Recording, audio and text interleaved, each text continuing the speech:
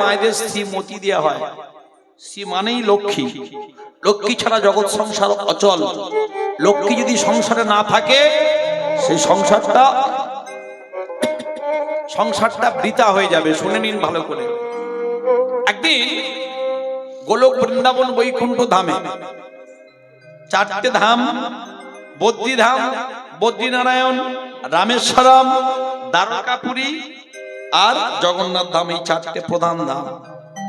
ভগবান শ্রী নারায়ণ মা লক্ষ্মীকে স্বর্ণ পালঙ্কে শয়ন করে আছেন। মা লক্ষ্মীকে বলছেন, মা লক্ষ্মী প্রশ্ন করছেন, হে নারায়ণ, আমি তো তোমার দিন রাত্রি চরণ সেবা করি, জগতের মধ্যে আমি তাহলে তোমার সব থেকে শ্রেষ্ঠ ভক্ত, তাই তো নাকি?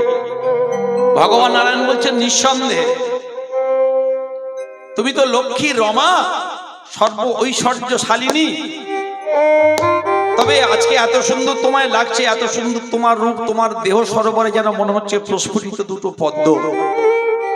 ভগবান প্রশংসা করলেন। এবার গোবিন্দ বলছে, জগতে তুমি আমার প্রিয়, তবে জগতে সব থেকে যে শ্রেষ্ঠ বৈষ্ণব সে আমার কাছে প্রিয়।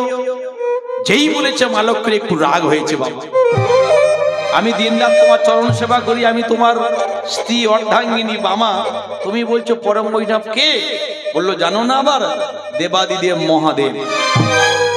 তাই ওই তোমার শ্রেষ্ঠ। বললো, না, বাকি আছে। কি বাকি? বললো, জগতে তারাই আমার সর্বশ্রেষ্ঠ ভক্ত। কারা?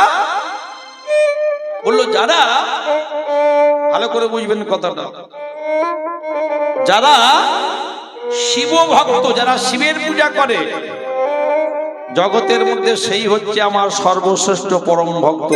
জয় গৌর হরিবল হরিবল। যদি জানতে চাও তত্ত্বরে, হতে হবে তত্ত্বরে। এখন যেই বলেছে মা লক্ষ্মী মনে মনে চিন্তা করছে, তাহলে আর দেরি করবো না।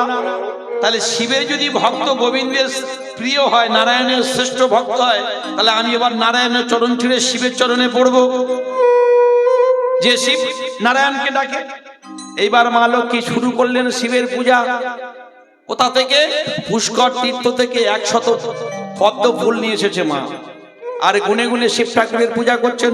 ওম নমো শিবায়।